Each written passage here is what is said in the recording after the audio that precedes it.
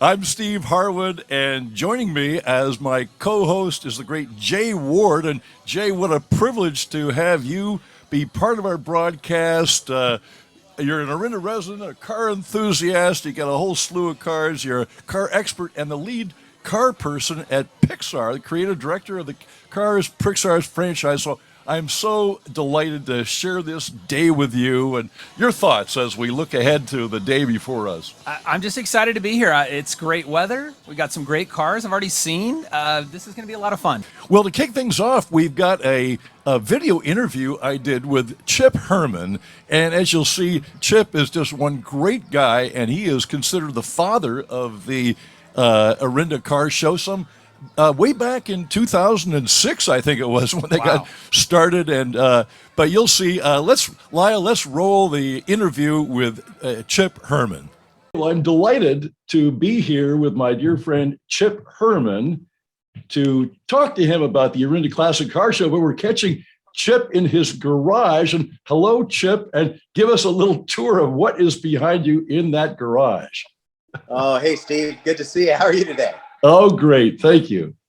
Oh, yeah. Well, this is just a little place that we built to be able to keep the cars closer to home so I could make sure they were well taken care of and used. But got about 800 square feet here. I've got 8 or 6 cars that I can store on 3 separate racks.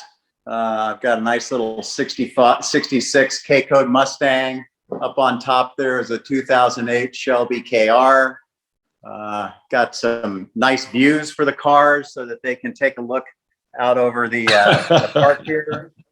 You know, everybody needs that. We're a little tight. We're kind of nose to tail. 69 Mustang right here. Let me see. I can't see. Clearly, you pamper them. You pamper them just like they're babies. I do. I try to take care of them. And there's the Kirkham Cobra, and up top there is a 67 Shelby GT500. So, wonderful. I enjoy it. It's nice. They're close to home, and I get a chance to see them more often than when I used to store them out at Concord in an airplane storage facility. That was not so much. Well, you know, I want to take you back to the beginning of the Orinda Car Show. You are considered the father of the Orinda Car Show, and take me back. I think it's either 2006 or 2008, way back. And I know you were the founder, and then you were the main manager of an organizer of the event for 14 years. Take us back to the beginning and tell us how it got started. Oh, it was a great 14 years, that's for sure. And, you know, it got started when I bought my first car, which was this 66 Mustang that's right behind me. And in spending time around the car and driving it around Orinda, I recognized that there are a lot of really cool cars and really cool people who enjoyed their cars and were looking for ways to use them. I think most of the people in Orinda weren't car show people. They just had cars that gave them great pleasure and they enjoyed to drive.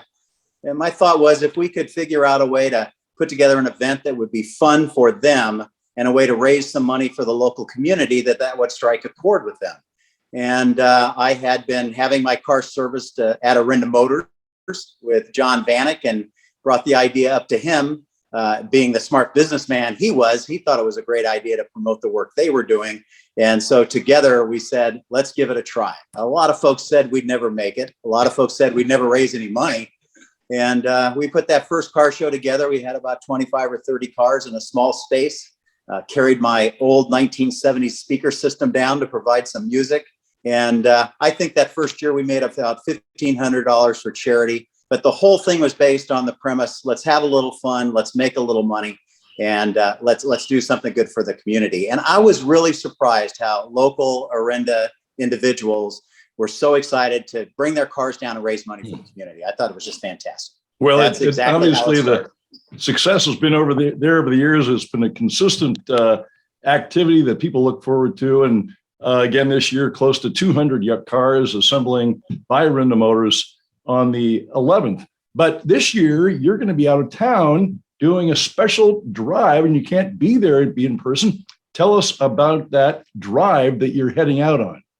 Sure. Well, one of the things that I'm spending time on now is volunteering at a museum called the Cobra Experience, which is in Martinez. It's open to the public, and it allows people to take a look at the cars and the history of Carroll Shelby. and his impact on cars, design, and people's lives in their cars. Every year for over 30 years, the owner of the museum, Drew Serb, gets together a group of original Cobras, and they start from someplace in the West and drive 1,000 miles together. It's called the Cobra 1000. Every single one of the cars is an original Shelby Cobra. We've had as many as 20 or 22 cars at one time on these trips, and that's what I'm going to be doing. In fact, the day of the car show, I'll be trailering a Cobra from the museum to Cedar City, Utah, where this year's tour starts. So all the cars from around the country, will have about 15 to 18 cars this year, come and start in one place and then do a 1,000-mile loop, staying overnight in about every 250-mile increment. It's incredible to get these cars that are all over 50 years old, have incredible value in them, and take them out and drive them on the road in the dirt and the snow and the rain. And last time I checked, these didn't have tops on them, and you drive right through the rain. But they're enthusiasts who love to take their cars out and drive them. And Drew finds the best roads to drive. We're never on freeways. We're always on 2-lane roads, and everybody totally enjoys themselves, husbands and wives together, just out on a great 4-day drive. Well, clearly, each of those drivers is passionate. You're passionate looking at those wonderful cars behind you. And really, all of our exhibitors at the Orinda Car Show, they're passionate too. And the question is, how do you explain that passion that people have for cars? Well, I don't know. I think it's a little different in everyone. I was a kid who grew up in Indianapolis, Indiana. I grew up around the Indianapolis racetrack, the motor speedway there. And so cars were in my blood very early. But what got me most excited about cars and later were the stories behind the cars, the tradition, heritage, and the people who owned them. I have had so much fun over the years meeting people who own these cars and take the time and effort to make sure that they continue to remain in working order and thoroughly enjoy showing them to others. It really, really makes me excited when kids walk up to my car and realize that there used to be such a thing as an 8-track tape, or that the cranks on the sides of the doors are actually door window up and down mechanisms. But it really comes down to the people. When you meet folks who like their cars, they're going to be nice folks because they want to talk to you about it. They want to show it to you. They want to share something that's important to them. I think that's really, really key. That's why the Orinda Car Shows were so great, is because you get 200 people of very different backgrounds, but they all share that common excitement about their cars. Well, Chip, thank you so much for joining me on this interview. And thank you so much for what you have done for the Orinda community, the whole region, really, with the car show tradition. It's going to be rocking and rolling in Orinda on the 11th, but you'll be missed. But we appreciate all of you've done, and good luck in your drive. Hope you don't get a flat tire. Yeah, I hope not too, Steve. It's been a pleasure. Steve, as the voice of the car show, I know you'll have another great show. And I want to say hi to everybody and enjoy yourselves. It was fantastic getting it started, and it was great to see it keep going. Everybody have a great time. All right. Well, thank you, Chip. Here is Andrew Moran with his 1973 Porsche 914 convertible hardtop. It's got a 4-cylinder, 2.00-liter engine and is distinctive with its Phoenix red color. Andrew has 168,000 miles on it and has enjoyed each of them driving it. And here is Jim McClellan's 1998 Porsche Boxster convertible. Jim has been a longtime driving instructor and is now track program chair of the Porsche Club of America Golden Gate Region's track program. He says the Boxster is a great car to learn track driving with, as it is low horsepower but very balanced and nimble. Here is E.J. Kohlberg's 1972 El Camino. It has a family tradition. E.J. has now owned it 3 years, and his father owned it 17 years before that, and the family restored it in the 2000s. It is proudly barber-owned and can be found parked in front of the Sharp Barber Shop in Lafayette. And here's Mary Carrillo's 2001 Harley-Davidson motorcycle. Mary loves its throaty growl that is the signature of Harley-Davidsons. Mary also has a passion for handbags. In her handbag collection, one says, Live to ride, ride to live.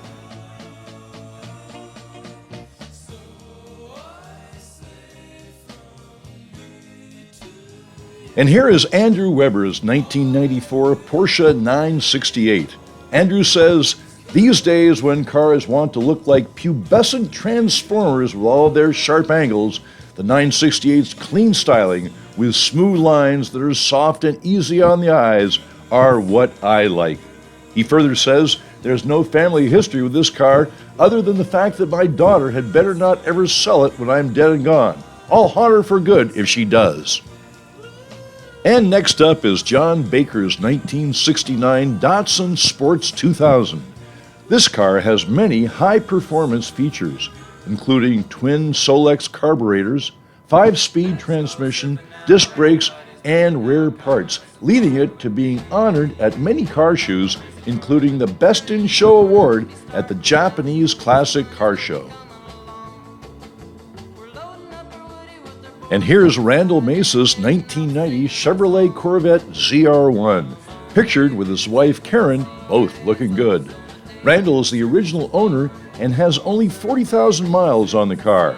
It is only one of 16 in turquoise metallic.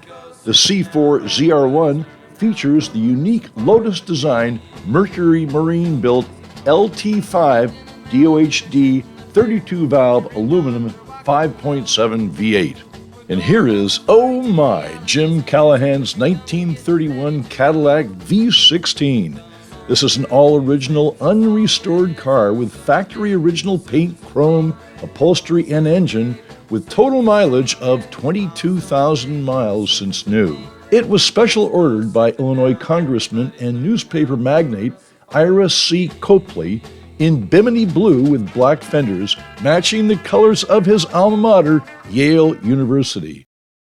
Leading off this group is James Willis's 1967 Sunbeam Tiger Mark II. Out of over 7,000 Tigers built, only around 500 of them were the Mark II.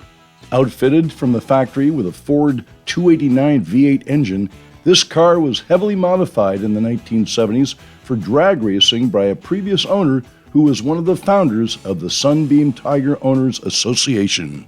And here's Edward Feldman's 1960 Morris Minor 1000 Traveler Woody, and Morris pictured with his wife and youngest daughter. The car was purchased new by a couple living in Eureka, California in 1960. They sold the car in 1996 to a gentleman who restored the car. Morris purchased the car in 2014 and is the third owner. This car is 1 inch shorter than the 1960 VW Bug, the primary competitor. And here is Scott Hazard's 1960 Mercedes 190 SL convertible. It was originally owned for 42 years by a Stanford doctor in Oakland, and it was restored in the early 2000s.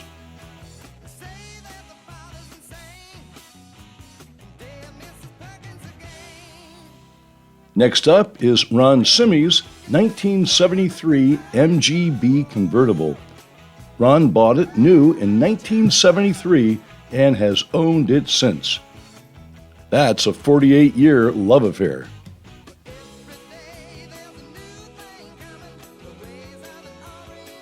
And here is Roy Hodgkinson in his 2000 Porsche Boxster convertible. Roy is another original owner. The car is his daily driver and now has 215,000 miles on it. Roy loves this car and always has it garaged and well maintained. And next we see Larry Delorfisi's 1964 Jaguar XKE Series 1. Larry purchased the car in March 2021 from Fantasy Junction. It had been restored in 2011. With black exterior and interior, it is looking good. And here's Ken Kawabata's 1972 Datsun 510 wagon, which has automatic transmission and factory air conditioning. It was purchased new by a Datsun dealer parts manager in the East Bay, and the second owner was a Datsun collector mechanic. Ken is just the third owner. It has its original color with just one repainting job. And finally, we have two Lawrence Karp cars, both of them rescued from junkyards and rehabilitated. The first, a 1932 Ford with 5 windows, and the second, a 1934 Ford with 3 windows. All right, we are back, and I have a very special guest with us today. This is my neighbor and a gentleman who's done a lot of work putting this event together, Mr. Bill Waterman. Good morning. Morning, Bill. Morning, Jay. Morning, Steve. Hello, hello. How you guys doing? We're great. How are you doing? I mean, you've had a lot of work to do this morning. I've seen you running around. We're glad we had just a minute for you to just sit down and chat with us for a second about the show. If you can, really briefly, just tell us kind of what's going on today, what's happening here, and what the plan is for the rest of the day. Well, you have almost about 180-ish beautiful classic cars. It's a complete mishmash of cars from super fancy, exotic new cars to, vintage cars going back to the 30s and 40s. We also have a really nice antique fire truck from the 1930s here from Alameda that is our tribute to first responders here on the 20th anniversary of 9/11. So we're thinking of that and we're mindful of that. So that's our tribute. We tried to get some more firefighting equipment here, but everybody's up on the fires in the mountains and Right. Caldor and Dixie, so MOFD couldn't bring us a unit, but anyway, we're really happy to be here. Yeah, it's really cool that you guys are, obviously this show is happening on September 11th, and it is the 20th anniversary of a very tragic day for our country, and something we want to remember. And I think it's really neat that you guys decided to sort of honor first responder vehicles and bring that into the car show as an element of the car show this year. Yeah, and we also have a Fourth Pour Restaurant who's here. They have I think an early 60s vintage fire truck that has been converted into a pizza oven, a mobile pizza oven, which is so. Yeah, and anything that you've seen here, being a German car fan, is there anything you've seen here today so far you've been excited about? Everything I've been excited about here today, from the Ferraris, and I saw a Lamborghini Aventador that came in. I think it's purple. Yeah. That was awesome. But just, everything here, it's an eclectic show, as you guys know. It is a wide range of vehicles. I mean, there's a World War II Jeep right behind us, and then you said, there's a Lamborghini Aventador across the way. So you couldn't get a bigger range of vehicles than what we've got here today. And a shout out to the Fiat little people mover from 1958 that showed up on the trailer. The Multipla. What is it called? It's called a Multipla. Multiple people. Yeah, Fiat Yes. Multipla. Well, Bill, I know that before you came on to the interview, you had your walkie-talkie going, you had your cell phone going, and I know that you've got many details to attend to.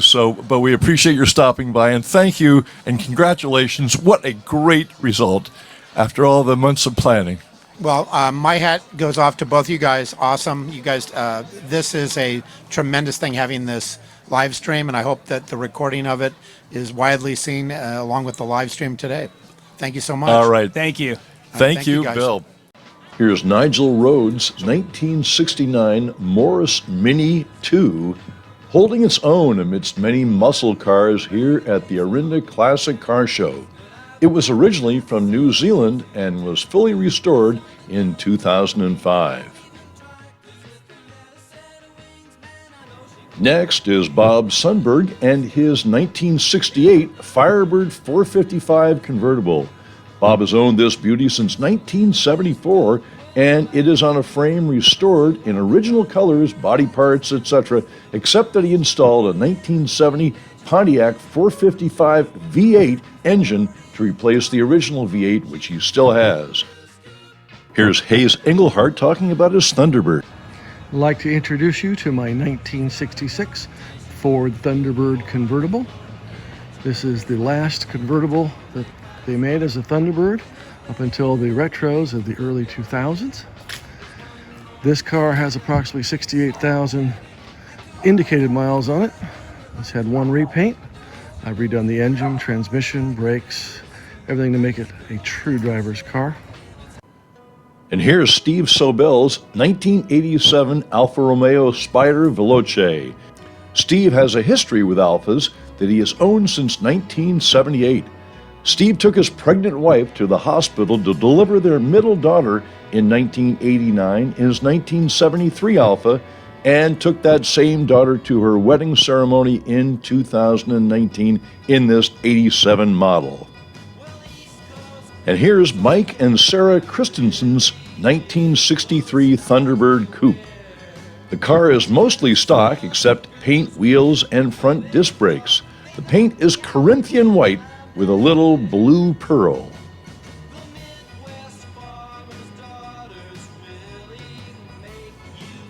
And here is Jack Martin's Ford Woody Wagon Hot Rod. Jack purchased it in 2017 from Chuck Miller of Styline Customs. Chuck is an award-winning builder and worked closely with Jack as he rebuilt and restored this beauty. The wagon is distinctive in many ways, none more than its color, creamsicle. And next is Glenn Zamanian's 1955 Jaguar XK140MC Drophead Coupe, one of only about 175 cars still in existence with its special options. Glenn purchased the car in 1996, and his priority is to have the car be a fun, usable old driver that the kids can climb on without worry of scratching it. Here's Chris Riley and his 1969 Chevelle Malibu. The car was purchased 20 years ago and is mostly original. We're going to chat here with the wonderful Emily Lambert. And Emily, thank you for being with us. Of course. And Glad to be here. well, introduce yourself and tell us all about the Cobra experience. Well, I will back it way up. I grew up in Orinda. All right. Oh, So, welcome. yeah, went to Glorieta, OAS, and Miramani. All right. So, I am with the Cobra Experience. We are a museum in Martinez, and we have a whole display out here. We brought out a 68 GT500 KR that happens to be a car we are giving away next year. So you can enter to win that car. Wow. Yeah, winagt500.org. Very original. This is one of the new ones. The new. No, it's a 1968. It's an original Shelby two-owner car. That's a valuable car to be giving away. Yes. And KR is king of the road. Yes. And you are king of the road if you own that. Oh, no, I was queen of the road Queen of this the road, morning QR. when I They drove should it. call it the Yes. QR. Yes, I was in charge. Wow, very cool. And what's the motor on that one? 428 Cobra Jet. All right. All Yeah. right. So it's got a little got a get little up and punch, go. right? Yeah. Right. Passes anything but a gas station. Yes, I love and to say it's that. nice and red. So, it's red. Red, give me a ticket, So red. tell us about the variety of cars that you Yeah. have out there, because I know it's just splendid what you have. Well, thank you. So we are specific to Shelby American from 1962 to 70. So we've got that, all the classic cars. So we have 65 GT350s. We have 67, 68, 69. We've got Daytona Coupe. We've got a whole plethora of Cobras. And again, all original cars. The only car that's not original as far as the Cobras go is we have a movie car from Ford versus Ferrari. Very cool. Yeah, so one of the Cobras that they used. Very cool. Yeah. That's great. Well, Yeah. Emily, thank you so much for talking Yeah, you're with welcome. us. And you're right here. Right here. Folks Yep. can drop by and Yep. talk about all this great history. And win a car. Yeah, And- and come visit us. We're open next weekend too. All right. Next Sunday. Great. So, thank you guys. All right. Well, thank you, Emily. And what a great day here. My God, it is Yeah. blue sky here in Orinda. The temperature is just right. Folks are walking around. They're being COVID safe, but they've got a smile on their faces. And it's just a great, great day. Well, Lyle, let's roll a car video number 3, if you would. And we'll look at a few more cars that we have here and a little bit background to them. Here's Dwayne McMullen's 1995 Corvette Coupe. He spotted it in 2016 in a small used car lot in Sacramento, and the rest, as they say, is history. The Corvette, a car with a firm place in American car history. And here is Stephen Furtado's 1967 Porsche 912. He's owned the car since college when he found it on Craigslist. He found it on Craigslist at an auto mechanics business in Palo Alto who was trying to sell it for the owner. It turns out the owner lived right around the block in Moraga. He actually purchased and picked up the car at his house there.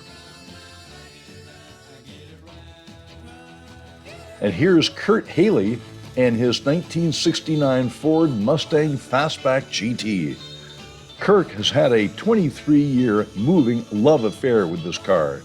It was his muscle car in college, but then he sold it when he felt it was time to grow up. As the years went by, he longed for it, and then miraculously, he spotted it under a tarp in his old neighborhood. He was able to buy it again, and the car and owner are now reunited and happy. Here is Adam Strong's 1975 Series 3 Land Rover. Adam is in the process of restoring it. It was used as a military truck before it was brought from Costa Rica to the States. Adam says he has a ways to go in restoring it, but he is enjoying the process. And here is Bruce Trenery's 1977 308 GTB Ferrari. Bruce is the owner of Fantasy Junction, a collector car dealership since 1976, and feel that the 308 GTB represents one of the best balances between drivability, style, and value in the Ferrari family.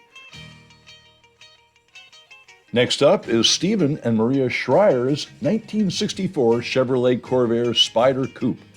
Steve's family bought a four-door Corvair in 1963, and then his dreams came through when he got a Corvair Spyder as a high school graduation present. Flash forward, and now Steve is the owner of an almost identical car of his youth, which he says is a constant prompt for long recessed memories. And here is Stan Sutton's 1966 Sunbeam Tiger 1A. It was designed by Carroll Shelby and built in Britain by Roots. It packs amazing power thanks to its Ford 302 horsepower engine in this light 2,600-pound car. The Sunbeam has appeared in numerous Hollywood films, including being the very first chase car with James Bond at the wheel in Dr. No. And here is Austin and Vanita Louie's 1955 Chevrolet Bel Air hardtop, of which they are proud owners. The car is fully restored in all respects, now sporting a GM 502 big block engine with an incredible 530 horsepower. Its prowler red color makes this beauty unmistakable. By the way, we have settling into our interview chair, we have the wonderful Kate Wiley just setting into our interview chair. Welcome to our live broadcast. Well, it is so great to be here, and what a gorgeous day. Isn't it just fabulous? It's perfect. It's absolutely There's just perfect. a wonderful vibe, and I wanted you to tell our audience a little bit more about wonderful seniors program that you have. Okay. Tell us about it. Well, in 2005, we started a program with the city of Orinda and we named it Seniors Around Town, and it's free transportation to medical appointments and other errands for Orinda seniors. And the drivers are all volunteers who live in the community. The seniors live in the community as well, so it brings people together. We call it Neighbor Helping Neighbor. And we've been doing this for 16 years. We're now providing like 120 rides a month. Well, I know it's a lot more than just providing the rides, because I've been in the office. Of course, I hang out there, and you and Kathy and Cindy, when those phone calls come, you're so caring with the seniors that are calling in and understanding. A lot of them, they just appreciate the sound of your voice. And I know that with Tish driving the seniors, it's just a wonderful connection. So it's a little bit more than just getting from point A to point B. It is, and our tagline to Seniors Around Town is it's more than a ride. So relationships are built between the riders and the drivers. During COVID-19, we had to suspend driving seniors and started a program providing grocery shopping and delivery and reassurance calls, and just connecting.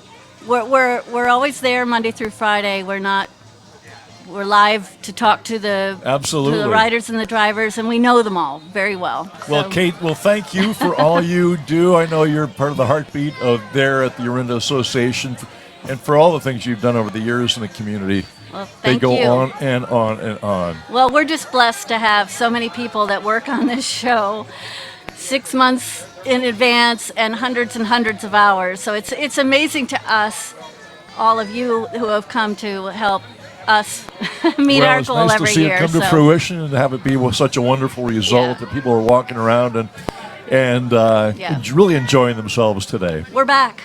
We're Orinda's back. Yes. All right. Well, thank you, Kate Thank you. Wiley. Wonderful. Oh boy.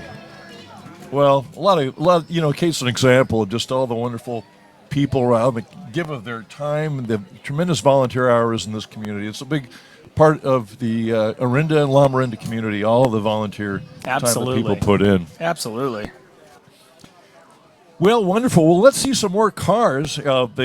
We've had some of our video clips of cars, but let's, Lyle, what's up next here? We have another grouping of cars.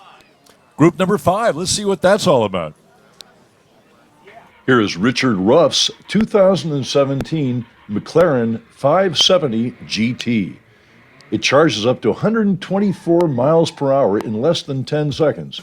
And has a top speed of 203 miles per hour. Its published horsepower is 560, but most agree it is over 600. Next is Stephen Johnson's 1965 Ford Thunderbird.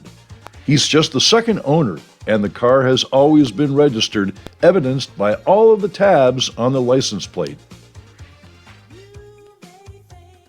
And here is John Logan's 2007 Lotus Elise, which he says has no dynamic stability management, no active yaw control, no electronic brake distribution, no traction control, not much else. But he says if you want to go fast, seriously fast, sit down, strap in, shut up, and hang on. Next up is Kurt Dobson's 1957 Studebaker Golden Hawk. The car was only made from 1956 to 1958, but Kurt got one thanks to his grandfather owning a Studebaker dealership, getting the car in 1956, passing it on to Kirk's dad in 1959, who then turned over the keys to Kirk in 1970 on his 16th birthday. And next we have Steve Kelly's 2011 Porsche GT3 RS. This particular car spent several years in Europe with its previous owner, where the suspension was modified and tuned by Porsche Team Manthe Racing in preparation for circuiting the Nürburgring.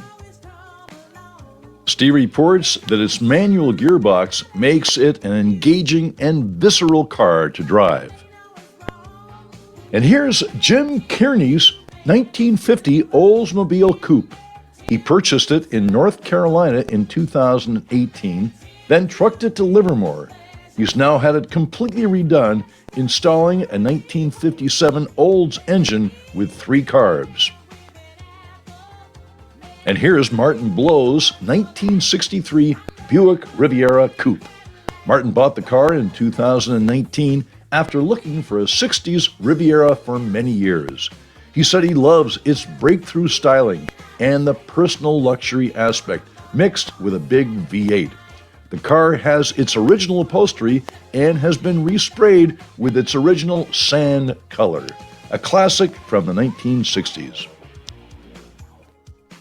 And here's David Orsi's 1950 Chevy Deluxe convertible named Ruby. He's had her for 2 years now and says he is enjoying every moment driving her. David and the car had a place of honor in this year's Orinda 4th of July parade, driving the mayor and members of the city council.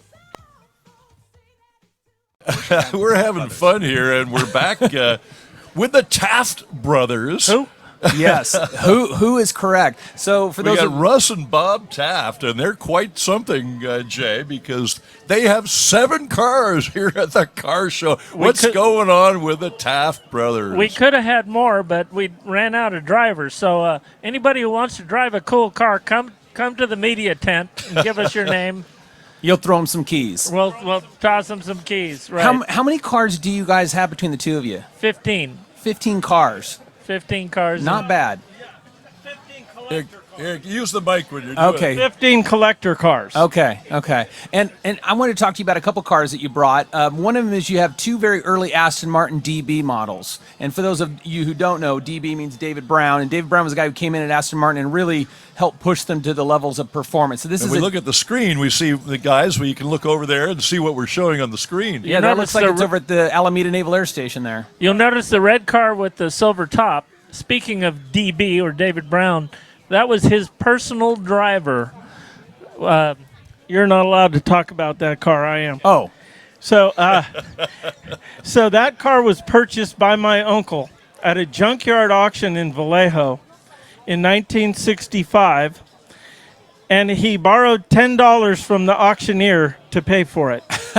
And so he bought it for $10. It was recovered theft, and I would help him work on that car when I'm on my way home from school. He'd give me a part. My dad had a buffer, and I'd buff it, or I'd go on a creeper and go underneath the car.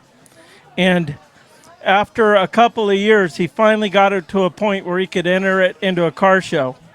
And he said, since I've helped him for all these years, if we win a prize at this car show, he'd let me take it to the prom. Ooh. So I'm buffing and I'm. Oh, yeah, you're going to win. Oh, yeah. You're going to win. And so he entered it in post-war foreign sports, which was a huge category, competing against Lamborghinis and Ferraris and MGs and Porsches and everything.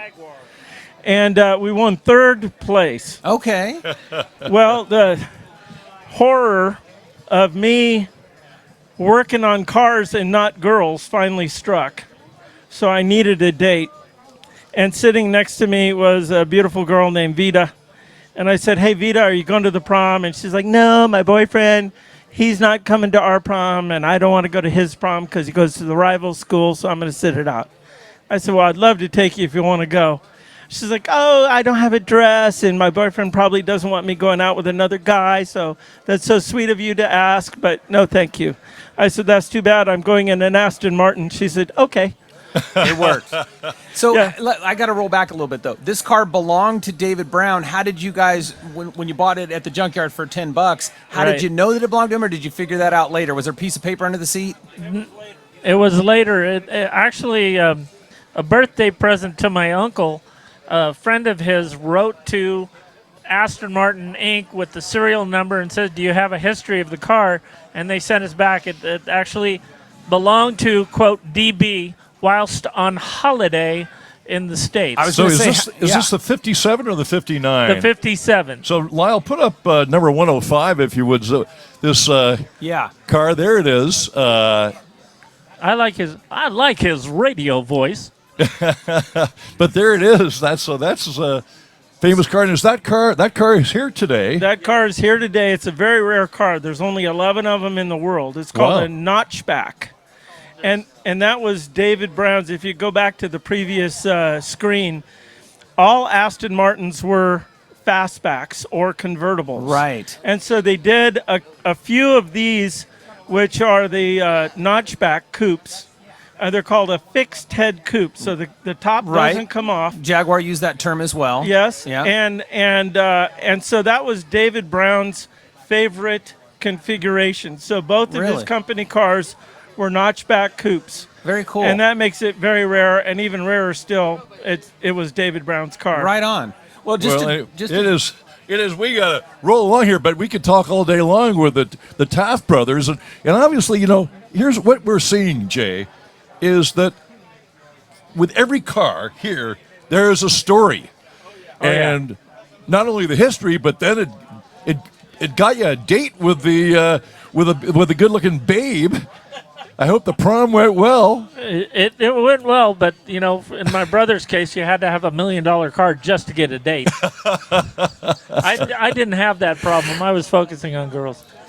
Oh, well, guys, it's great to have you here. Thanks for being at the car show and bringing all your cars, and what a great day. But you're making a great contribution to the whole region by displaying these cars, and thanks for getting all the drivers to drive them over. Are interlinked with stories we'll be Oh, happy boy. to tell you in person if They you go come on and by. on. We could have an entire special with the Taft brothers. Let's My do God. it next year, right? Thanks All again for right. bringing your cars and telling your stories today. We appreciate All it. right. Hey, well, thanks Russ for and the Bob- opportunity to tell the stories. Thanks for dropping by. Oh, my gosh. Well, Lyle, let's go with another one of our videos that show a variety of the cars. Let's go with our car video number 3. Here's Michael Weldon's 1965 Ford Fastback. This is a GT350 Trans Am conversion set up with a Paxton supercharger 5-speed Tronic. It is ready to go on the track anytime.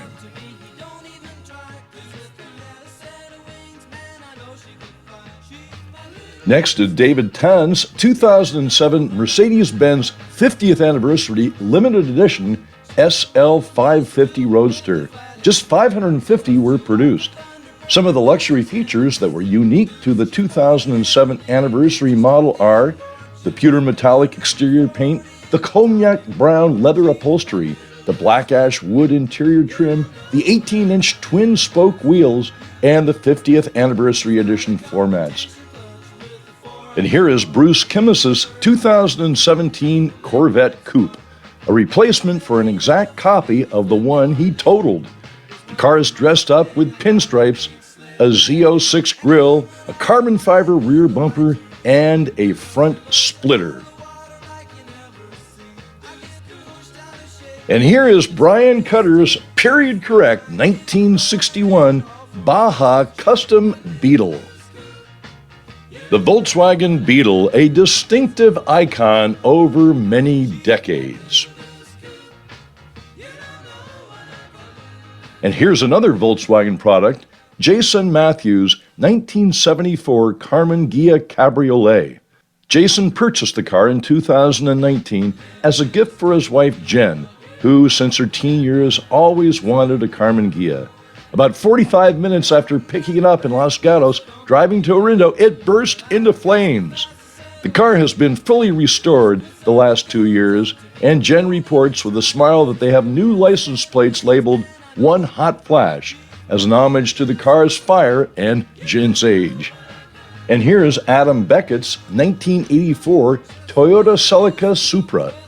The car was purchased by Adam's uncle at Concord Toyota in 1984. It's now in his possession, and he loves this car. The car is all original, including the paint. And here's another Adam Beckett car. This one is the 1965 Pontiac GTO that his dad bought as a midlife crisis car. His dad enjoyed it for a good 20 years before he passed away. Now Adam takes great care of the car and enjoys it every time he takes it out. Here's Mark Monte's 1964 Sunbeam Tiger. American racing legend Carroll Shelby, under contract with Roots Group in England, built the 1964 Sunbeam Tiger prototype, a high-performance V8 version of the Sunbeam Alpine Roadster. The Sunbeam Tiger was a low-production vehicle which was manufactured in England between 1964 and 1967. Here's Dave Svoboda's 1965 Pontiac GTO Coupe he purchased in 2018. After less than a month of ownership, the engine and transmission went out. At that time, he decided to do a complete restoration and added new features like a new engine, transmission, air conditioning, fuel injection, complete interior, along with wheels and tires. There have been a lot of other details added to make the car what it is today. And here's Dwayne Schroeder's 1926 Ford T Coupe. Dwayne has been the owner since 1949, with many changes to construct a traditional steel 6-inch chopped hot rod, using no major part newer than 1975. He did the original upholstery on top and doors as a teenager in 1956 and developed a special mix of Mogan David paint in 1960. He built the manifold in his high school shop in Kansas in 1958. The car is going strong, and recently the car ran at Sonoma Raceway. And here's Michael Lipinski's 1938 Cadillac 60 Special 4-door sedan. The design was noteworthy at the time. The car sat 3 inches lower than other Cadillacs. It had a fully integrated trunk. The distinctive roof looked more like a convertible top than a 30s sedan roof. Cadillac executives were worried that it might be too radical for the ultra-conservative American luxury market. Their fears were unfounded when the 60 Special outsold every other Cadillac line in its first year. And here's Russ and Bob Taft's 1968 Ford Mustang GT CS Coupe. The CS designation stood for California Special, as this model was one of the first built at the Fremont plant. Because the Shelby and the GT CS share so many features, the first 60 were built by Shelby at the Ford plant to teach the customizations to the Ford crews. And here's another Russ and Bob Taft car, this one a 1968 MGB Roadster. The car is named Mary for the previous owner who passed away due to breast cancer in 2005. Her husband kept it in his garage for 14 years and never drove it, but started it up every week. Note that Mary is still on the driver's door. When the car was repainted, the Tafts insisted on keeping the red pinstriping in Mary's memory. Here's George and Judy Marquis' 1973 Alfa Romeo GTV 2000 DiGiorgio Coupe. The Marquis picked up the car in 1973 in Europe and proceeded to tour Europe for a month before shipping the car to the U.S. It now has 250,000 miles on the odometer and still runs great. Here's Charlie Zaxcorn's 1970 Ford Boss 302 Fastback. Charlie was in college and 20 years old when this car was originally sold, and he always admired this car, both in this stock version and the Trans Am upon which it was based. Finally, he thought it was time to make the move, and in 2018 bought this beauty, which has been fully restored to its original condition. Here's another Charles Zaxcorn car, this one a 1966 MGB convertible. The car has had just 2 owners since new. It was purchased by Charles in 1970 and restored in 2020. Now, Jim Lutz is going by. Jim, sit down in that chair because I want to talk to you a little bit. You must be desperate. This guy has wanted to be interviewed all day. He's just hung out by the booth and begged to be interviewed, and we're finally going to just relent and just let him be interviewed. I'll make stuff up. Jim has got that microphone right up to you. A lot of history behind him. Of course, number one, he is the partner of the great Diane Lutz, who is one of our co-chairs of this event, and she is a dynamo. But Jim is a multifaceted guy. You probably don't know this, Jay, that Jim is a drummer and has performed over the years as a drummer, but he is also a filmmaker and has had a career in that, including filming Formula One, I believe. Not Formula One. IndyCar. Jim, tell us about how you came to be associated with IndyCar and what was that all about? I was working for Sports Channel in the city, and we did the Giants, the A's, the Sharks, and somebody else forgot. Anyway, and I was looking for other ways to make money, and I thought, how do you make money? You have to have sponsorship. And I went, where can you get sponsors? And you go to any race, and there are about 3,000 sponsors. And I go, okay, well, I'll do that. I came up with a show. I called someone down at Toyota and sent him a package about it, and that was the last, never heard a word. And when I had left Sports Channel, I suddenly got a call from this guy, and he said, remember that show you pitched for me when I was with Toyota?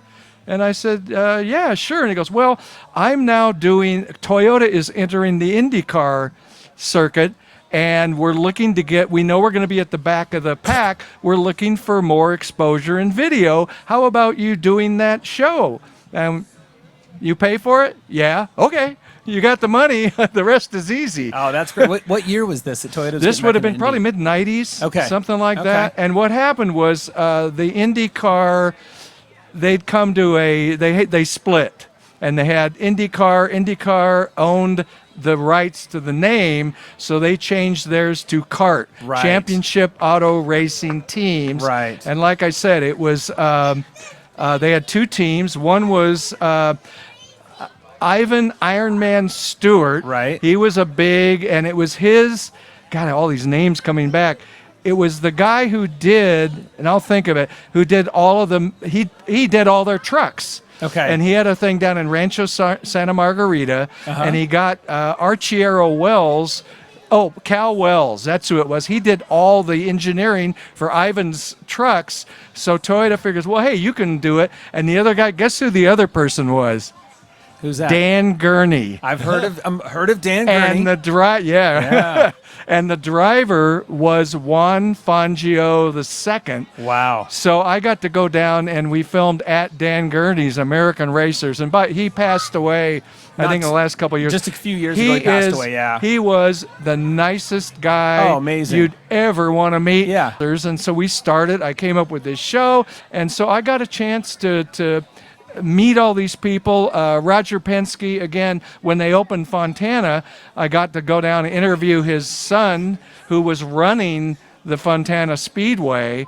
And so it was a really, really fun time. So it was about 10 years of being a motorsports journalist, and then I switched that and started doing cooking shows on PBS. So that's And the rest is extent history. is my Yeah. Well, my history. So it was a lot of fun. So I met some absolutely those. I got to tell you, racing people are the most great people. down to earth. I keep thinking about it. Here was Roger Penske and these guys. They could buy and sell probably most of the people anywhere, and they were just great people. They really, really were. And it really is. It's a culture. It's a real culture. So anyway, that's the story of my racing career. And go. Well, but that's a I great can, bit of. I can there's so come much and history drool going over on. all this. So anyway, that's So many, different aspects of people's lives and cars and how they intertwine. This is a unique one for you, Jim. I mean, we've got people talking about getting their first prom date because they had the good-looking car, and everyone's got great stories. It's kind of woven into our history. Yeah. And everyone has got part of it. Thanks Okay. a lot, Jim. Thank you, guys. All right. Jim Lott's great guy in the community. Wonderful. Well, Lyle, let's roll another set of car photos of some of the other cars that we have here today. We'll take a look at those. Here's Alan Brown's 1967 Shelby GT350, of which he is the original owner and which he vintage raced in the 1980s. The car is unique in a couple of respects. It is one of only 22 cars painted bronze metallic. It has running lights on the upper air scoops. The first 180 of these cars had running lights like this until they were banned by California and Rhode Island. Here's Larry Monte's 1957 Ford Thunderbird convertible. Larry's car has been displayed on many domestic and European classic car calendars, but that distinction was clearly exceeded when his photo was used in the promotion of the 2019 Orinda Classic Car Show. And here is Harrison Ernie's 1972 Triumph TR6 convertible. Harrison reports that 5 years ago he rolled this car off a cliff. After insurance paid for the parts, he replaced every single panel on the car, got a beautiful paint job and some new glass, and it was better than new. He just bought the car from his dad and can finally drive it again. But he says, I go much slower now. And here is Bill Merkel's 2005 Dodge Viper Copperhead Venom Roadster, sporting a 500 horsepower V10 naturally aspirated gasoline engine. The Copperhead model's visual trademark was its paint, a unique color called Copper Fire Orange. Having a multi-chromatic pigment allows the paint to change color in changing light conditions. And here's Todd and Julie Mercer's 1965 Shelby AC Cobra 427 SC replica. It was licensed by Carroll Shelby and built in 2002 by Super Performance as a rolling chassis. Todd and Julie purchased the car in 2016 and since then have replaced the engine with a lighter one, installed a tuned coil over suspension system, performance sway bars, and 6-piston Willwood disc brakes. And here is Greg Schwartz's 2012 Lotus Evora S. Greg dreamt of owning a beautiful Lotus since childhood, and his dream came true in 2012. He says he treats it with utmost respect. It never has been in the rain or wet except to clean it, and it is garaged, so it is in perfect original condition with only 5,500 miles, mostly the result of touring on the coast of California. Here's Kevin Romack's 1975 Porsche RSR. This is an example of the Porsche RSR cars produced for the International Race of Champions series. The idea was a collaboration between Roger Penske and ABC to showcase the drivers from varied disciplines, including F1, IndyCar, SCCA, and NASCAR. Each of 12 drivers were put in identical cars in an all-out effort to derive a world champion based solely on driver ability. And here's Robert Shepman's Camaro Supersport that he has owned since 2009. It has been professionally restored to stock specs, and the car sports the original stock color of Hugger Orange. Robert says the car appeals to him because of its legendary muscle car reputation and its current drivability. Robert says he can drive this car anywhere and does, and it makes folks smile too. We are back. Yes, we are, Jay. And God, what a great day this has been. We have had beautiful weather, unbelievable cars, a nice crowd walking around. Not so crowded as they were concerned about COVID, but just right. A lot of people strolling around and everybody feeling good. It is beautiful out here. We just had some great performances from La Orinda Idol singers. Those girls, I mean, for as young as they are, unbelievable pipes. Well, it's near and dear to my heart. I've been the organizer of it for the last 14, 15 years. And these young people, I just have to pinch myself at how good they are. They're just, I tell them, quit. Don't bother going to Sleepy Hollow, OIS. Quit. Go directly to Broadway. There's your parental advice from Steve Harwood. Well, let's get back to the cars, Steve. Yeah, what do we got a wild and wacky and interesting car here to talk about. Yeah, so Ruben Ruiz is with us right here, and he's got what's called a Fiat Multipla. And for those of you who don't know, this is a very tiny little Italian car, but this is interesting because he actually restored this car from not very good condition. Ruben, tell us a little bit more about the car, about how you got it. Just first of all, why did you buy this car? Well, I was looking for a Volkswagen Boss body to repair one of Volkswagen that I had. And I see advertising a Volkswagen Boss body for sale. Well, I went to see it, and oh, wow, what I found out is a little car that it was not a Volkswagen. It was a Fiat, 1958, all beat up, no seats, no windows, no nothing. But they say it's a Volkswagen because it have the engine and the back. And I told them no. So the owner thought it was a Volkswagen, didn't even know they had a Fiat Multipla. They didn't know what it was because it was no sign, no name, no nothing. It was just a shell. Right. Empty shell. Yeah. And it was from the grandfather, left it in the barn several years before. So they didn't know what they had. Wow. And what, I mean, you saw this thing, you know these are rare and they're cool, but you think, do I really want to buy this and get into this thing? Well, what happened is that the car, I had one in the 60s, but it was all beat up. And so I knew exactly what it was. Yeah. And I decided to make it as a little project. I was like 5 years away from retirement, and I figured it out. I can use this car for my retirement. Right. To have something to spend my time on. Yeah. After I retired, well, I spent 5 years working with the car.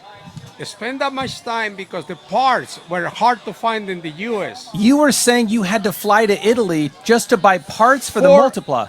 4 times. 4 times. Did you ever show up at the passport office in Italy and they said, "You're here for vacation?" No. "You're here for work?" No. Exactly. They asked me 2-3 times, "What are you here for?" I says, "Well, to pick up an engine for a Fiat."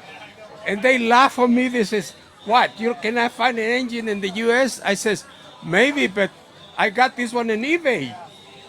And I came over here because I never been in Italy. I wanted to know Italy. And in the meantime, get the engine and ship it to the U.S. Wow. And it was good because the person who sold me the engine invited me 3 or more times because he used to help me find the parts in the junkyards. Yeah. And I used to live in his house, eat his food, and he was my driver, which was great. So, Room, could you just flip your binder, turn it around towards the camera so they can kind of see the car? So for those of you who don't understand, a Fiat Multipla, it looks kind of like a centipede. It doesn't really have much of a nose and not much of a back. It's like a little cute shell itself. It's like I don't know how to explain it, but they're very cute and endearing. They're sweet cars. Well, it's a car that you don't really see it anymore. No, not very many of them made it to the U.S., right? They didn't import that many. This is the way I found it. No windows, no doors, no engine. You are what I would call a glutton for punishment. Well, I thought that it was a good retirement project. Do you want to work on my car? I've got a car that needs some rust repair right over here. And of course, it took me, this is the final product. Yeah, it's beautiful. Tell me about the color. Was that a factory color? Well, what happened is that I was looking at the show, Jay Leno had one, and I understand that he paid like $80,000 for it. Wow, or something. $80,000 Multipla. And the colors, I love it, that kind of colors. So I copy his colors. Okay. It's a white over a school bus yellow. Yeah, it looks like a sunflower or school bus yellow. So Yeah. that's inspired me to get the car. And since it was my retirement project, so And now it's all done. You've got it. And where's your home now? it's in Pasadena, California. And you came for the Orinda Car Show. just for the Orinda car show. Oh my gosh. You know they should have a long distance award for you bringing that thing all the way up Well, here. in some places they give a trophy to the person who gains more miles. We have a trophy for you right now. Wait a second. Oh, whoa! Look at this special award. You're Wait a seeing this here. second. Oh, he's Here bringing go- out a box of awards. And I have been waiting for this moment. Oh my God. Here we go. You've got. Here's the trophy presentation. Look at this. We need a photo here. Look at this. We have a trophy winner. Hans, you got to take a photo. so Ruiz, for- all the way from for the future, Pasadena. for the future generations. He is the winner. You've heard this. Winner of our longest distance award. Let me see the thumbs up. Yes. Thank you so much. So, All right, well, so thank you that's so that. much for This all is, this. that was one of the reasons I decided to come over. Not just for the trophy, just because the fun and it's like adventure. Besides, I have a car that very few people see, very few people remember that cars, and for the new generations, they see a car that they never saw before. That was the real reason. Oh, wonderful. Very cool. Thank you so much for bringing it. So Wonderful to next talk year, to you. when they send me the invitation again, All I right. will be here. Send a picture. I will. Okay. Thank All you right, so well, much. take your prizes there. Well, thank you very much All for the right, that's invitation. an incredibly valuable award you received there. That Yes, I am. I gonna wear this proudly. Thank you. Be proud of it. So thank you very much, and right. have a good day. All Thank you. right. Expect Happy my travels. invitation for next year. Okay. Oh boy, we're having fun here. All right. Here's Everett and Leela Shockley's 1963 Ford Galaxy 500 XL Penelope. The big mid-60s Fords were always Everett's favorite cars when he was a kid growing up in Indianapolis, and when this one became available, it was a midlife crisis come true. The color is a distinctive Ming green, a factory original color. Oh, how the 60s cars had color. Here's John Anderson's 1957 Chevrolet Bel Air sedan, named Emily.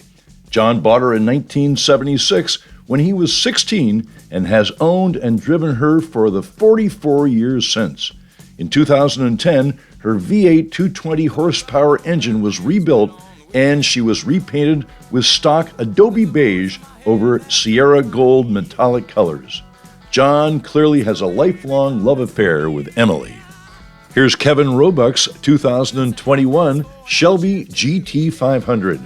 Shelby is the most powerful production car in Ford history, with a 760 horsepower and 625 foot-pounds of torque through a 5.2K liter supercharged V8, along with another first for Mustang, a dual clutch gearbox with 80 millisecond shift times. And here's Brad Schaefer's 1967 Chevrolet Corvette 327 350 horsepower L79 Roadster. The 327 motor, tuned to 350 horsepower, is widely considered the best small block V8 for the mid-year Corvettes due to its ideal power-to-weight ratio. Next is Parker Lucky Luciano's 1971 Chevrolet Camaro SS. He's owned the car for 7 years and drives it all the time. Here's an obscure fact. At first glance, you may think this is a 1970 because it has low back bucket seats, which came only in 1970. But due to the GM strike in 1970, a few of these seats were put in some early 1971 models. Here's John Flanagan's 1966 Ford Mustang Coupe.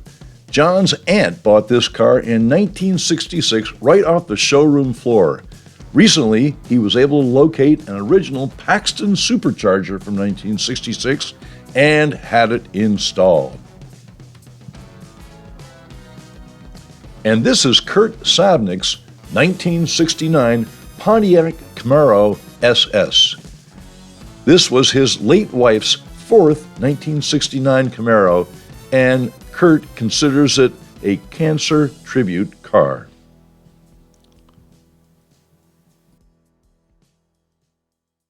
We have the great Hans Hiller with us, and Hans, this is a big day for you and for Orinda Motors, our lead sponsor for this wonderful event, and you're our leader of the Orinda Classic Car area here. Just tell us about how you're feeling about the day. Oh, as always with a car show, we get all worked up and excited and tired to get ready for it. And then, we're here and we're just walking around, and I can't believe all the smiles that I see on everybody's face. That must mean that they're having a great time, because I am. And you know many of these cars intimately, because I know many of our exhibitors have had their cars worked on over the years by Orinda Motors. Numerous of the cars here, and new people too. New faces we're seeing, so that's a wonderful thing as well. And in fact, anything that's in the shop is one of our regular customers. Okay, on a repeat basis, and we've got some other cars around the area that are regular repeat customers. Well, tell us all you do in the classic car area. Are there all aspects of the cars you work on? Do you work on the body as well as the engine? No, we specialize in the mechanical end of repairs on the car, and it seems that we're more so in a restoration or reformation to get them back on the road. Okay, I've had Grandpa's car in the garage, or on the back 40, and now I want to get it running because my 12-year-old son wants a car. Okay, right. So these are the types of things that we see coming through. Okay, people that have lost memories and they find those memories Right. back. One of the things that I've grown to like about this job, probably the most exciting thing about this, is I make dreams come true. Okay, and I've named it Orinda Disneyland because that's what we do. I come to work every morning and I make dreams come true. Making dreams come true for old cars. Right. And the people that are reliving those dreams. And great stories, too. I mean, a lot of these people have amazing stories about these cars. Oh, they do. It goes on, and everybody has a different story. Well, there's the quest for authenticity, and this wonderful Mr. Ruiz, who is just here with his little old bug. His Fiat Multipla. Yeah. He had traveled to Italy 4 times to get genuine parts for his vehicle. And I don't know that I'm willing to travel the back roads of Italy or even Spain for that matter, but it'd be nice to tour the country. But I'm sure that some of your customers do really want to strive after finding those replacement parts, which were the original ones, finding them And I imagine there are people that go through all the junkyards and so forth, trying to retrieve them. You say junkyards. That's all well and great, but what we think of as a junkyard today is cars that are 10 to 15 years old, not the 50-year-old cars.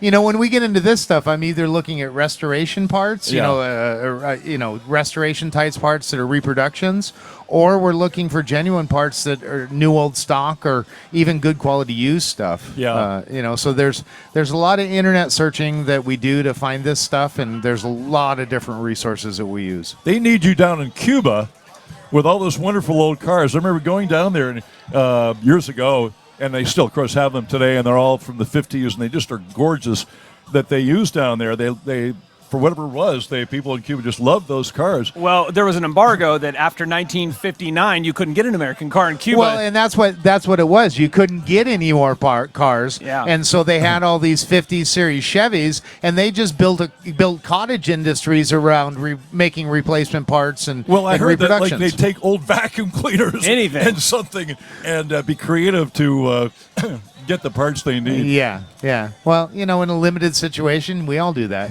Wow. Well, wonderful. Well, it's great to have you. Congratulations on this day. Thanks to Orinda Motors for being the lead sponsor for all these 17 years of the Orinda Classic Car Show. We thoroughly enjoy it. We love being part of the community. We love giving back to the community, and this is just a small way that we can do it. I really appreciate everybody that came out today, all the spectators, all the people with the booths that have organized their information, and just the enjoyment of the day. It is a feel-good day for sure. Well, so thank you very much, Hans. Well, thanks for having me, Steve. Okay. Thank you. Enjoy the rest of the day. Bye-bye. All right. Well, Lyle, let's roll with some more video if you got any. Leading off our next group of cars is Peter Rosarito's 1965 Backdraft Racing Cobra Roadster. What a beauty. And next up is Steve Padone's 1989 BMW 635 CSI Coupe. Steve is the second owner. The car is unrestored and it has matching numbers. It was gifted to Steve by a friend. Nice friend. And here's John Britton's 1966 Triumph TR4A convertible. John has known the car for over 40 years and acquired it from a friend in non-running condition 15 years ago. It's looking good now. Next is Bill Brobeck's 1969 Chevrolet Chevelle SS396.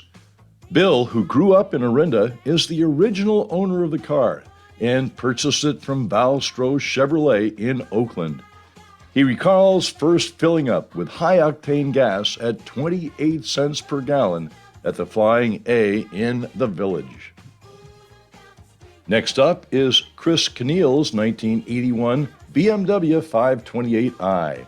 Chris bought this car new in 1981 and then in 2001 sold it to a BMW mechanic for $2,500 as maintenance bills were adding up. And then in 2007, after the mechanic had fully overhauled the car, bought it back for $2,100. As Frank Sinatra sings, love is wonderful the second time around. And here's Kara Hoxie in her 1984 Alfa Spider Veloce. Kara has owned this since new. She has crossed the country with it in both directions. Now her husband Tim keeps it looking good and running smoothly so he can drive it and be reminded of one of the pleasures of moving to California from the East. And here's Joel Edelman's 1966 Ford 289 2V C-Code Mustang convertible. Its candy apple red exterior and recently restored bright red and white deluxe pony interior debuted at his daughter's wedding earlier this year. And finally, here's Neil Pack's 1996 Porsche Carrera 4S Coupe. Neil purchased this car in November of last year as a project as it needed a lot of work. Paintless dent removal and paint restoration brought the original exterior back to life. Neil says a lot of elbow grease also helped. He says an FD Motorsports shifter and golden rod, sport exhaust, RS engine mounts, and other upgrades make this car a blast to drive. So I've got another interview I'd like to do. This is actually a friend of mine for a number of years. This is Bruce Trinery from Fantasy Junction. And Bruce brought a car today. First of all, welcome, Bruce, and tell us what you brought. Thanks, Jay. I brought a little 308 GTB 1977, which is a mid-engine 8-cylinder Ferrari, kind of the bottom of the food chain of a Ferrari from a value standpoint, but a lot of fun to drive. Yeah, the 308 was like kind of made famous by Magnum PI, and then all of a sudden all these kids wanted a 308.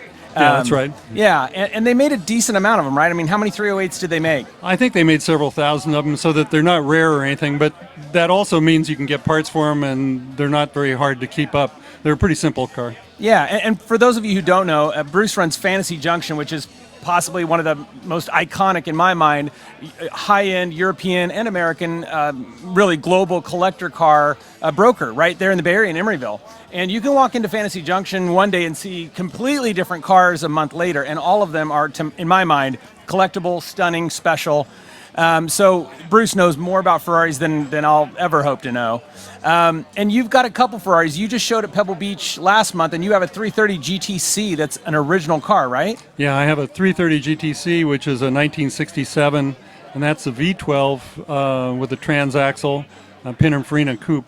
And that one I've had since '83, and that one's all original, original paint and things. So it's kind of it's one of my favorite of my cars. Yeah, and you've said that before. And I mean, for those of you who don't know, a 330 GTC, it's a four-seater, and it's a two-seater. You don't have back seats like the 2+2 before right. it, but you've got the same essential drivetrain as a 275 GTB underneath.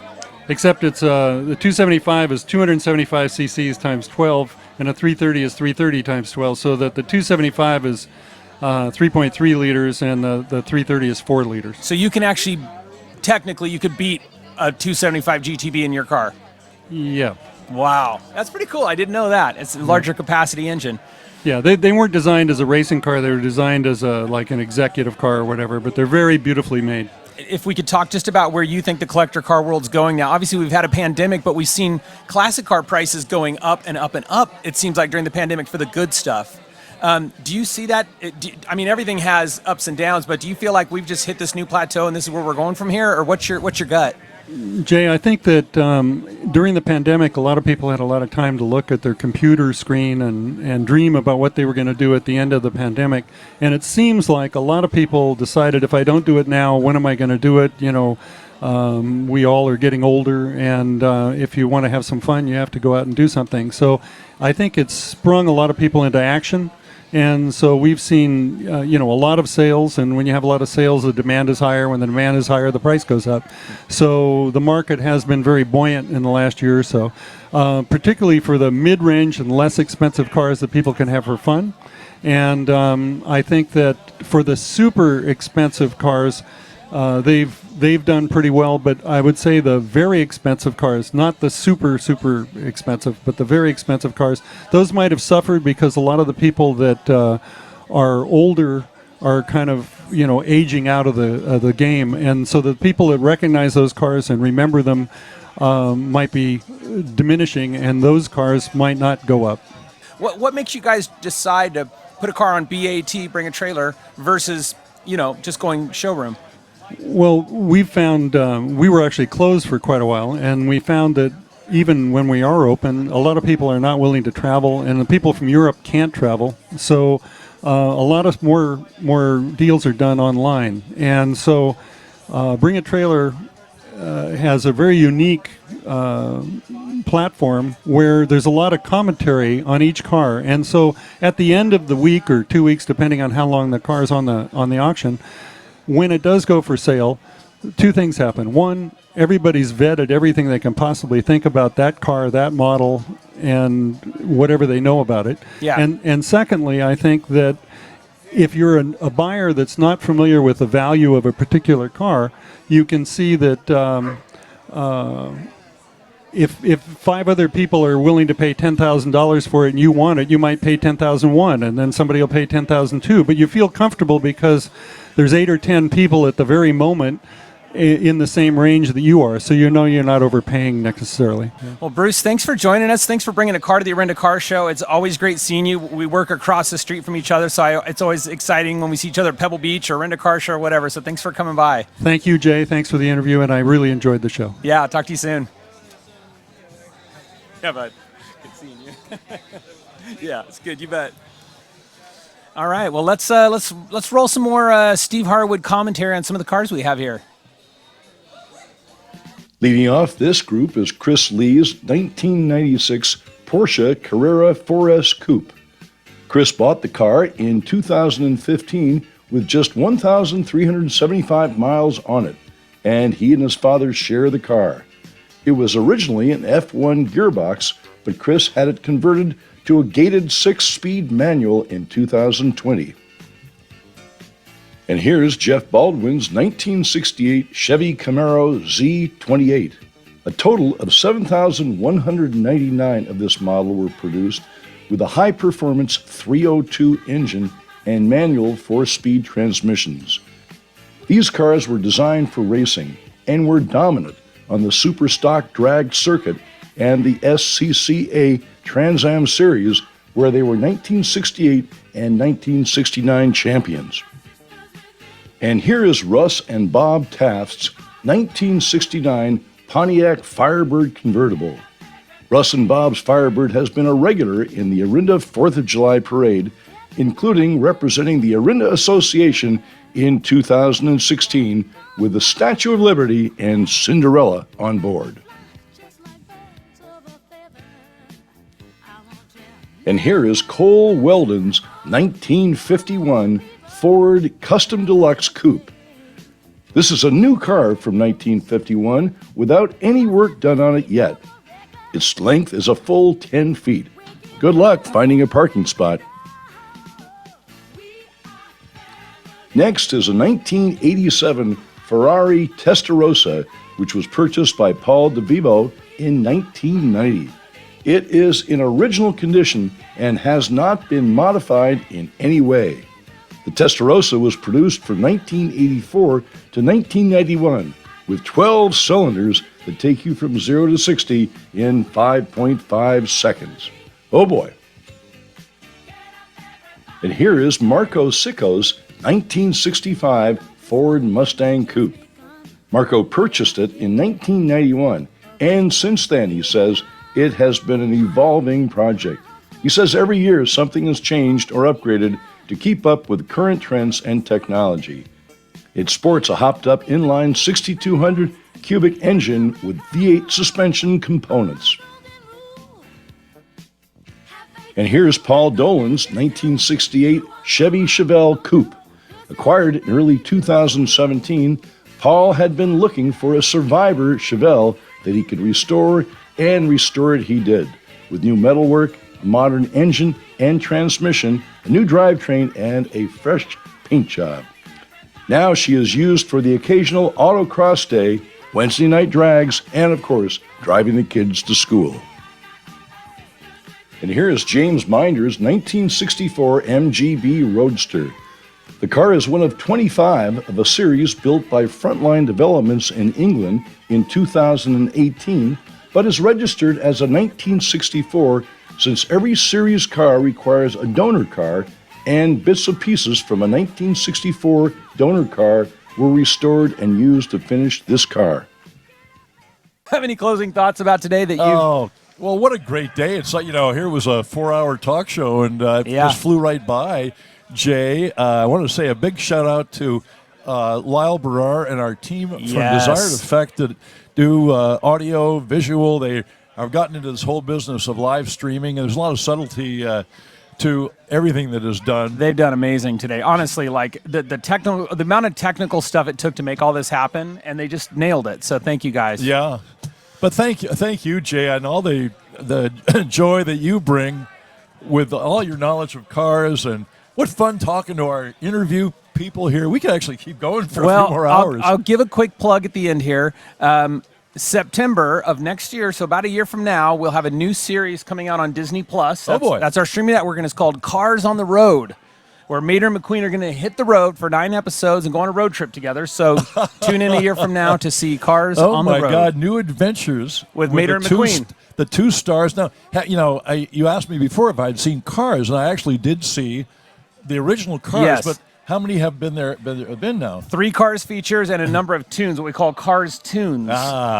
So those have been great as well. Our last Cars feature film Now, came out so in is 17. McQueen a star throughout? Lightning McQueen is always the star, voiced by Owen Wilson. And then Mater is, of course, his best friend, voiced by Larry the Cable Guy. And then a whole cast of lovable characters. And then we have Cars Land Down at California Adventure. So lots going on. Oh, wonderful, wonderful.